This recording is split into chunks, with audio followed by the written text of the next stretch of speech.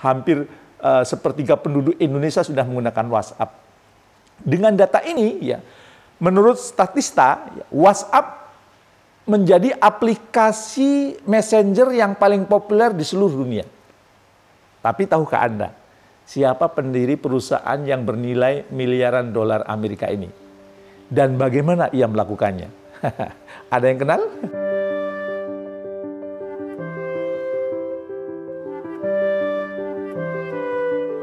Assalamualaikum warahmatullahi wabarakatuh. Bertemu kembali dengan saya, Jamil Al-Zaini, dalam acara Leadership Inspiration. Saya yakin sebagian besar dari Anda pasti mengenal WhatsApp. Aplikasi yang dapat digunakan untuk menelpon, ya, mengirim pesan, bahkan bisa untuk video call. Dan ternyata WhatsApp ini paling banyak kita gunakan dalam kehidupan sehari-hari. Saya sangat terbantu dengan aplikasi ini, apalagi dua anak saya tinggal di Jerman dan di Jepang. Andai belum ada WhatsApp, tentu sangat besar biaya yang perlu saya keluarkan untuk berkomunikasi dengan mereka. Nah, sekarang dengan aplikasi WhatsApp, ya, saya bisa video call, ya, sehingga pesan tersampaikan, rindu melihat wajah anak juga terobati. Ya, itu sangat membantu bagi kehidupan saya. Begitu pula dengan Anda, bisa jadi Anda baru saja mengirim pesan, ya, menggunakan WhatsApp sebelum menonton video ini. Atau mungkin Anda video call dengan sahabat Anda, saudara Anda, pasangan hidup Anda, putra-putri Anda. Dan orang yang tergantung dengan aplikasi ini jumlahnya sudah semakin bertambah. Pada Agustus tahun 2022 ini, pengguna WhatsApp mencapai 2,27 miliar pengguna. Ya. Berdasarkan negaranya, jumlah pengguna WhatsApp paling banyak di mana kira-kira? Di India, ya, sekitar 390 juta orang, ya. Berhasil menempati urutan kedua dengan pengguna WhatsApp sebanyak 148 juta, ya, jiwa, ya. Lalu kalau di Indonesia gimana? Di Indonesia pengguna WhatsApp sekarang sekitar 112 juta orang. Nah, setelah itu ada Amerika, ya, Filipina, ya, dengan jumlah pengguna masing-masing berurutan 88 juta dan 77 juta orang. Ya, kalau di Indonesia berarti sudah 100 juta orang. Hampir sepertiga penduduk Indonesia sudah menggunakan WhatsApp. Dengan data ini, ya, menurut Statista, ya, WhatsApp menjadi aplikasi messenger yang paling populer di seluruh dunia. Tapi tahukah Anda, siapa pendiri perusahaan yang bernilai miliaran dolar Amerika ini? Dan bagaimana ia melakukannya? Ada yang kenal? Ada yang tahu? Ternyata namanya adalah Jan Koum. Ya. Jan Koum ini adalah seorang imigran asal Ukraina yang pindah ke Amerika Serikat, ya, ke California pada tahun 1992 bersama dengan ibu dan neneknya. Ya. Setelah pindah ke California, hidup yang dijalaninya pun tidak mudah. Ya. Awalnya ia bekerja sebagai petugas kebersihan, cleaning service, ya. Ya, dia juga cleaning service-nya bukan di sebuah perusahaan tapi di sebuah toko kelontong. Bahkan perlu tergantung pada bantuan pemerintah dan kupon-kupon makanan untuk hidup sehari-hari. Kehidupannya sangat miskin dan perlu berjuang keras untuk sekedar bertahan hidup. Nah, pada Januari 2009 atau setelah 17 tahun tinggal di Amerika Serikat, Jan Koum ini baru bisa membeli iPhone untuk pertama kalinya. Dan ketika sedang melihat-lihat aplikasi yang ada di App Store, ya, ia menyadari betapa pesatnya industri ini, ya, dan dia yakin bahwa ini kedepannya akan berkembang. Melihat peluang bisnis ini, ia pun segera beraksi. Ya. Tidak lama kemudian, ya, Januari beli iPhone, pada 24 Februari 2009 ia langsung mendaftarkan WhatsApp Incorporation di California. Pada awalnya WhatsApp tidak didesain untuk mengirimkan pesan. WhatsApp hanya didesain untuk menampilkan status di sebuah nama pengguna. jumlah pengguna awal hanya terdiri dari 5 sampai 10 pengguna saja, ya. Dan aplikasinya pun itu sering crash, ya. Jancom sendiri hampir menyerah, ya. Dia ingin berganti pekerjaan, nggak mau deh nyerusin WhatsApp ini, ya. Beruntung ia punya sahabat baik, ya, bernama Brian Acton, ya. Jadi Brian Acton inilah yang menyemangati, menemani, dan memotivasi Jancom untuk terus mengembangkan WhatsApp. Nah, ternyata motivasi Brian Acton ini berhasil. Keadaan WhatsApp pun mulai membaik ketika Apple meluncurkan update pada Juni 2009, ya, yang memungkinkan untuk push, ya, notification seketika, ya. Jadi ketika itu akhirnya kaum pun meluncurkan sebuah update di mana pengguna akan mendapatkan notifikasi ketika temannya mengetik status WhatsApp mereka. Pengguna pun sangat senang dengan perubahan ini, ya. Mereka mulai memasang status buatan mereka sendiri, ya, seperti I love you, I woke up late, dan sebagainya, ya. Dan pengguna juga mulai menggunakannya sebagai aplikasi untuk mengirim pesan, ya.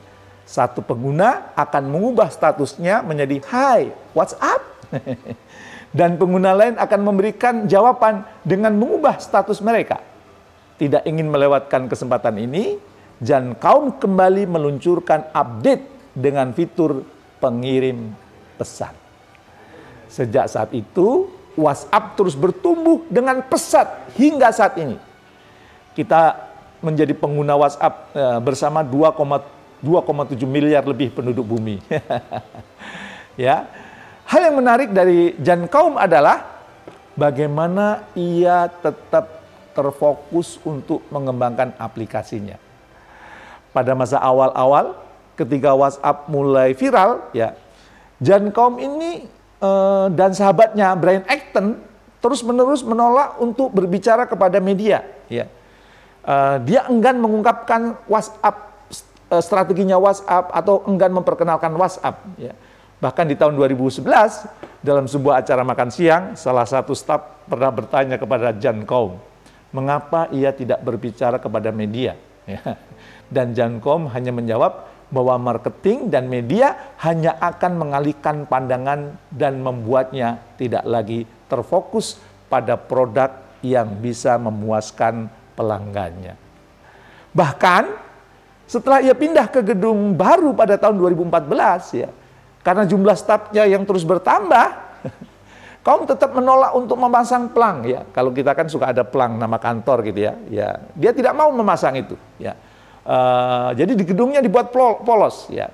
Ya, dia mengatakan pelang hanya akan membesarkan ego. Toh kita semua tahu di mana kita bekerja. Buat apa kita pasang pelang di depan kantor kita atau di tempat kantor kita? Dari pendiri WhatsApp ini, setidaknya kita mendapat 3 pelajaran, ya. Dan kalau menurut Anda, kira-kira apa pelajarannya? Saya sudah membaca autobiografinya. Kalau menurut saya paling tidak mendapat 3 pelajaran. Yang pertama, ya, Jancom ini sangat ahli memanfaatkan perkembangan teknologi untuk pengembangan bisnisnya. Ya.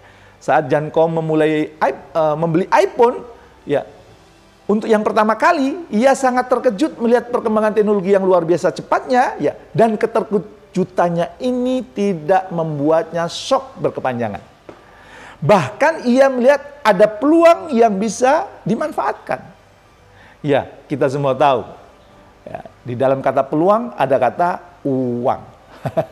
Dengan memanfaatkan peluang yang ada, Jancom bisa menghasilkan uang, ya. Dan Anda tahu kan, Facebook itu mengakuisisi WhatsApp dengan nilai kurang lebih 22 miliar US dollar atau setara dengan 319 triliun rupiah. Wow, sebuah nilai yang sangat fantastis, ya, akibat dari Jancom memanfaatkan peluang yang ada dalam perkembangan dunia teknologi. Yang kedua, Jancom sangat fokus mengembangkan produk.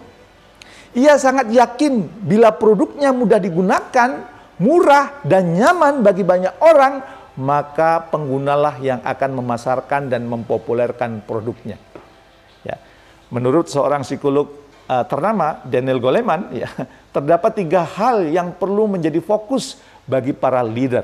Ya, apa saja? Yang pertama, fokus pada diri Anda. Lu egois dong ya. Ya, fokus pada diri Anda adalah hal pertama yang perlu dilakukan seorang leader. Ya, seperti yang sudah Anda sering dengar, tak kenal maka tak sayang. Dan hal ini juga berlaku pada Anda. Kenali diri Anda, ketahui hal-hal yang dapat mengganggu fokus Anda. Jauhi godaan-godaan dan kemenangan sesaat yang hanya menjauhkan Anda dari tujuan yang telah ditetapkan. Dan Anda perlu tahu apa kekuatan Anda, apa kelebihan Anda, dan memanfaatkan kekuatan dan kelebihan itu untuk mengembangkan diri Anda. Namun ingat, Anda adalah pemimpin. Maka Anda pun perlu fokus pada orang lain. Jadi bukan berarti karena perlu poin pertama tadi, ya, Anda fokus pada diri Anda, lalu Anda berubah menjadi egois dan semena-mena. Tidak ya, Anda perlu perhatian dengan orang-orang yang Anda pimpin. Bayangkan, jika Anda meminta anggota tim mengerjakan tugas yang tidak masuk akal dengan deadline yang mepet, yang ada malah tidak ada yang mau bekerja dengan Anda. Grundel, Anda ditinggal orang-orang terbaik Anda. Leader harus mampu untuk berempati, seperti memahami perspektif orang lain, mampu merasakan apa yang dirasakan orang-orang yang Anda pimpin, dan mengetahui yang anggota tim yang ingin dicapai. Ya. Kemudian dengan demikian, ya, Anda bisa dengan tepat memberikan dukungan yang dibutuhkan oleh tim Anda. Kenapa? Karena Anda berempati, Anda care terhadap mereka. Dan Daniel Goleman juga mengingatkan agar juga fokus pada sudut pandang yang lebih luas. Ya. Buka pikiran dan cermati apa yang terjadi di sekitar Anda. Ya. Bayangkan konsekuensi dari pilihan-pilihan Anda. Dan bagaimana pilihan Anda akan mempengaruhi apa yang terjadi di masa depan. Untuk melakukan hal ini, Anda perlu untuk menyisihkan waktu sejenak, ya, untuk berefleksi. Melakukan refleksi juga dapat memunculkan ide-ide baru yang belum terfikirkan sebelumnya. Jadi fokusnya 3 ya, diri sendiri, orang-orang yang Anda pimpin, dan wawasan yang lebih luas. Itu pun dilakukan oleh Jan Kaum. Yang ketiga, memiliki sahabat yang tepat. Jan Kaum hampir saja berhenti dan putus asa. Beruntung ia memiliki sahabat yang sangat mendukungnya, yaitu Brian Acton. Karena sahabatnya inilah, ya, semangat dan impian Jan Kaum terjaga. Tidak heran apabila ada banyak orang, terutama orang-orang bijak, yang mengatakan hidupmu 10 tahun yang akan datang tergantung dengan siapa Anda bersahabat hari ini. Jan Kaum beruntung punya sahabat Brian Acton yang selalu menjaga, yang selalu menemani, yang selalu mengingatkan. Termasuk saya bersyukur saya punya banyak sahabat yang selalu menjaga dan mengingatkan saya. Salah satunya sahabat saya yang kami saling mengingatkan dan saling mendukung adalah yang sekarang sedang viral ya, itu Dr. Indrawan Nugroho. Sedang naik daun sahabat saya. Sejak tahun 2003 kami saling bahu-membahu, saling menguatkan, saling mendukung. Dia banyak membantu untuk keberhasilan saya dan untuk popularitas saya. Sehingga saya pernah terpilih menjadi 1 di antara 3 trainer terbaik di Indonesia. Itu salah satunya support dari sahabat saya, Dr. Indrawan Nugroho. Begitu pula sebaliknya. Saya pun ikut membantu keberhasilan Mas Indrawan Nugroho. Maka saat video-video beliau viral, ya, mungkin salah satu orang yang paling berbahagia adalah saya. Dalam hati saya berkata, sahabatku sukses, sahabatku tumbuh, sahabatku melesat eksponensial. Alhamdulillah. Ya. Ia adalah salah satu eksponensial leader. Seperti judul buku yang sedang kami tulis berdua. Exponential Leadership. Bagaimana dengan Anda? Apa peluang-peluang yang ada di sekitar Anda yang bisa Anda jadikan uang? Peluang, dalam kata peluang ada kata uang. Apakah saat ini Anda juga sudah terlatih untuk fokus dalam berbagai kegiatan? Atau masih terbiasa multitasking? Ya. Perlu Anda ketahui, multitasking itu menurunkan produktivitas. Biasakanlah untuk fokus alias single tasking agar Anda bisa menghasilkan karya-karya seperti Jan Kaum dengan WhatsApp-nya. Pertanyaan terakhir dari saya adalah, apakah Anda punya sahabat, ya, sahabat baik, soulmate yang selalu menjaga semangat dan mimpi-mimpi Anda? Ya, kalau sudah punya, siapa saja mereka? Apa support yang sudah Anda berikan kepada orang-orang itu?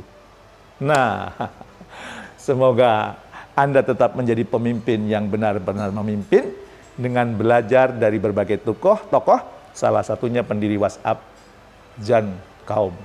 Sukses mulia untuk Anda semua. Terima kasih. Assalamualaikum warahmatullahi wabarakatuh.